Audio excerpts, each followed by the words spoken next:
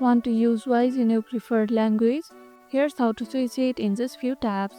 First, open your browser and go to the Wise website. Log into your account.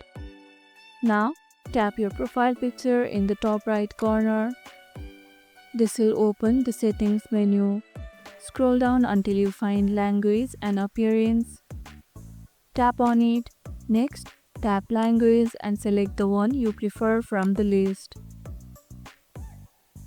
Then hit save to apply the changes. If the language does not update, try refreshing the page or clearing your browser cache. Which language do you use Wise in? Let us know in the comments. And that's it. Your Wise interface is now in your chosen language. If this video was helpful, don't forget to like this video, share it, subscribe, and leave a comment. Thanks for watching, and I'll see you in the next one.